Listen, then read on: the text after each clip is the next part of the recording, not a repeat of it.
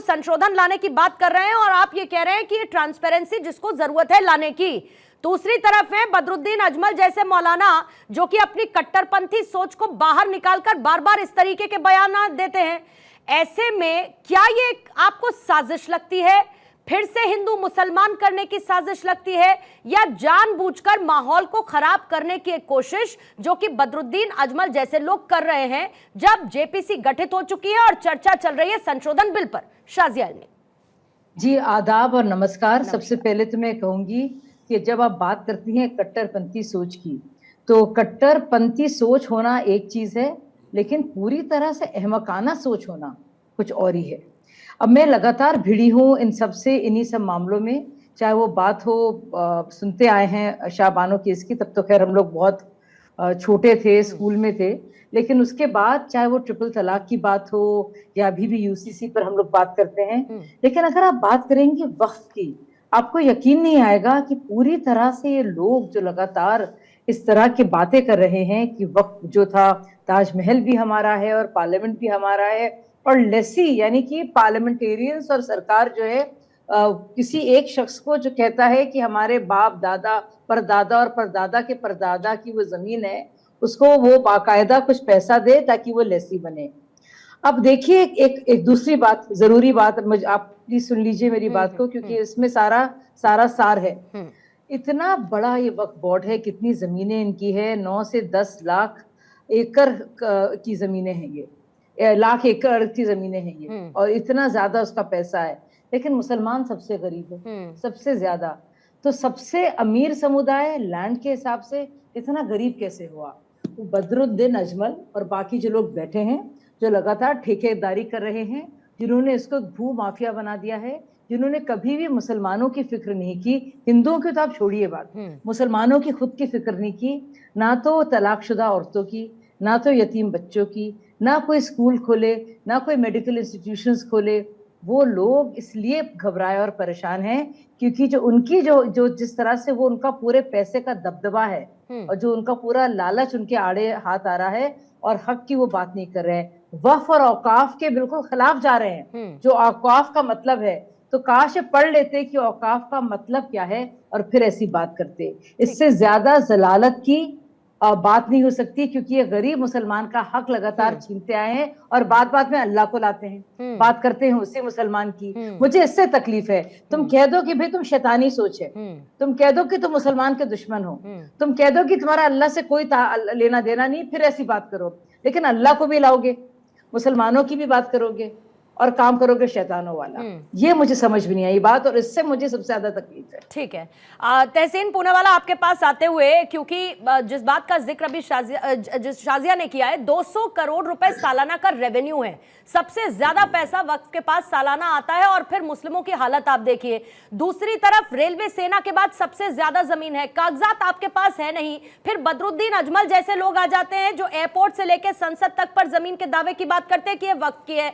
ऐसे में तो फिर ट्रांसपेरेंसी की जरूरत और ज्यादा महसूस तहसीन होती है ना, फिर विरोध का कोई स्कोप बचना ही नहीं चाहिए। सब कुछ पारदर्शी हो, सब कुछ क्लियर हो, जो सही वो सही, जो गलत वो गलत। थैंक यू पूर्णिमा जी, आपके शो में मुझे शिरकत करने का मौका मिला, और मैं बिल्कुल आपके सवालों से इत्तेफाक रखता हूँ कि ट्रांसपेरेंसी की जरूरत है। मैं इस बात पर कल से गौर फरमा रहा हूँ कि बदरुद्दीन अजमल साहब ने अचानक से ये बात क्यों की। मैं बहुत सोचा इसके बारे में, मैंने बहुत इस पर विचार किया, फिर मुझे पता चला, मेरे ध्यान में आया कि अब महाराष्ट्र की चुनाव है तो पोलराइजेशन करना है। आप सोचिए, आसाम के मेंबर ऑफ पार्लियामेंट दिल्ली की जमीन की बात कर रहे हैं। आप इस चीज पर गौर फरमाइए ताकि पोलराइजेशन हो। ये जो अजमल साहब है, ये ओवैसी साहब है, ये सारे बीजेपी की बी टीम है। आप सोचिए पूर्णिमा जी, कोई भी लॉजिकल व्यक्ति, आप किसी भी धर्म के हो, आप हिंदू हो या मुसलमान हो, हम सब यहाँ पे लॉजिकल लोग हैं।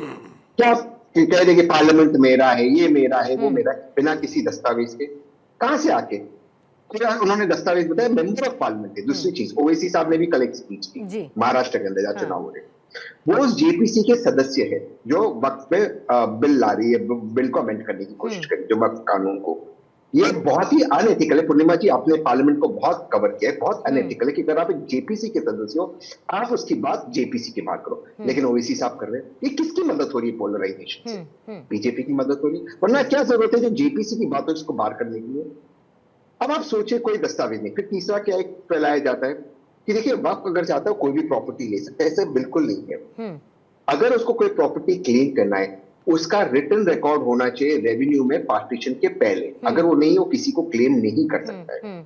तो कहां से ये लोग आ जाते जो कहते ताजमहल हमारा, ये हमारा। ऑफकोर्स कोर्ट में इनको, ये कोर्ट में हार जाती, जो इनका चौथा प्रोपेगेंडा है कि आप अगर वक्त में कोई प्रॉपर्टी क्लेम करिए, आपके पास कोई रिकॉर्ड है। कोर्ट ने इनको कहा आप घर पे जाइए, दिल्ली हाई कोर्ट में, उत्तर प्रदेश हाई कोर्ट में। लेकिन ये जितने भी बोर्ड के मेंबरान, जितने भी बोर्ड के, चाहे उत्तर प्रदेश बोर्ड, मध्य प्रदेश बोर्ड, जहां पे ये सारे क्लेम्स आए, रिडिकुलस क्लेम्स आए बिहार के अंदर, इन सारे सूबों में हुकूमत बीजेपी की है, सरकार बीजेपी की है, वो लोग इनको अपॉइंट करते हैं। अब आप देखिए जो शाहजहां जी ने कहा, ये जमीन को हड़पने और इनका साथ देने को आ जाएंगे ऐसे लोग जो फर्जी मौलाना है, जो बाकी लोग हैं, तो फर्जी लोग आएंगे और कहेंगे हम पोलराइजेशन करेंगे ताकि बीजेपी को फायदा हो। आप इस चीज को नोट कीजिए। बस ऐसा कुछ कर नहीं सकता, नंबर वन। करेगा तो कोर्ट का डंडा लगेगा। दूसरी चीज, अजमल साहब, ओवैसी साहब पोलराइज कर रहे हैं। तीसरी चीज, जितने केसेस है, ताजमहल को क्लेम कर दिया, ये क्लेम कर दिया मध्य प्रदेश के अंदर, ये सारे मेंबरान को बीजेपी ने अपॉइंट किया है। एक क्विक काउंटर, बीजेपी इसका जवाब, एक क्विक काउंटर तहसीन, अगर बीजेपी को इसका फायदा मिलना है तो फिर तो जेपीसी के जितने मेंबरात हैं उनको, क्योंकि वो तो अलग अलग पार्टी से हैं जिसमें कांग्रेस भी है, तो उनको तो फिर इस बात पर खुशी होनी चाहिए कि बीजेपी को फायदा ना मिले।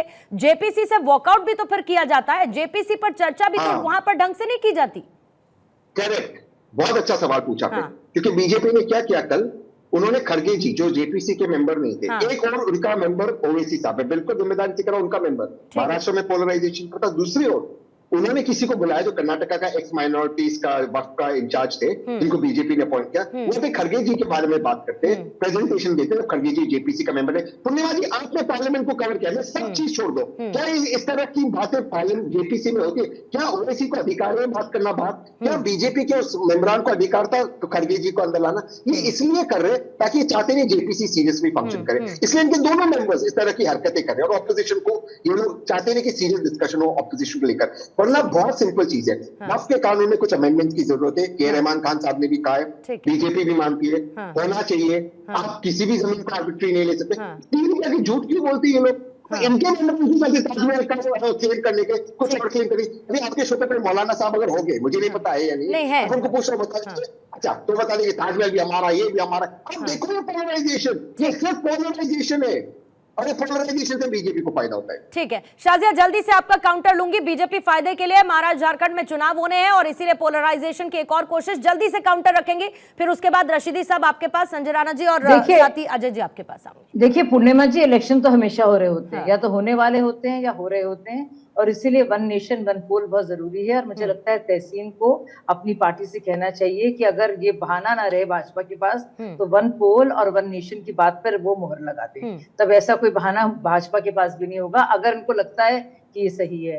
दूसरी सबसे जरूरी बात, अगर ये बी टीम है और सी टीम है और जी टीम है, तो मैं इन सबसे पूछना चाहूंगी, तो भाजपा फिर ये संशोधन भाजपा ला रही है। भाजपा से तो कहा जाता है और उसके बारे में कहा जाता है कि मदाखलत है, ये तो उसे जानबूझ के वो इसमें हस्तक्षेप कर रही है। फिर कोई कह रहा है, अगर वो ऐसी बात करते हैं जो इतनी बेवकूफी भरी होती है, जिससे लोग हंसते हैं, जिसको डिफेंड नहीं किया जा सकता कि पार्लियामेंट हमारा है, ताजमहल हमारा है और कुतुब मीनार हमारी है, तब फिर क्या कहा जाता है कि ये बी टीम है। तो दोनों तरफ की बातें नहीं हो सकती ना। आपको या तो आप खड़े हैं उन लोगों के साथ जो ट्रांसपेरेंसी चाहते हैं, क्योंकि अगर आप देखेंगे पूर्णिमा जी, हिंदू मुस्लिम की बात ही नहीं है। ये बात देखिएगा जो गरीब मुसलमान वर्सेस अमीर मुसलमान और बदमाश मुसलमानों के बीच की बात। ठीक है, और मैं तो उनकी बात कर रही हूँ। इस संशोधन बिल को उसी की तरफ एक कदम बढ़ाया जा रहा है कि ये जो अंतर है दोनों के बीच का, इसको खत्म किया जाए। तहसीन जल्दी से प्लीज। एक ही लाइन है, जैसे ताजमहल पे क्लेम हुआ वक्फ बोर्ड का, सुन्नी वक्फ बोर्ड का उत्तर प्रदेश में, उसके मेंबरान को बीजेपी ने अपॉइंट की, उनकी सरकार की, उनकी हुकूमत ने, तो खुद ही अपॉइंट करते, खुद ही इसे बेवकूफी वाले काम करते, खुद ही कोर्ट में डंडा खाते और खुद ही कहते इसको ट्रांस चेंज करना चाहिए। क्या करते आप इस तरह के पीआईएल क्यों फाइल करते आप? मत करो। और ऐसे मेंबर जेपीसी में जो आए, जिन्होंने खरगे जी पे एलिगेशन लगाए, उन्हीं का मेंबर था बीजेपी का, उन्हीं को बीजेपी ने अपॉइंट किया था।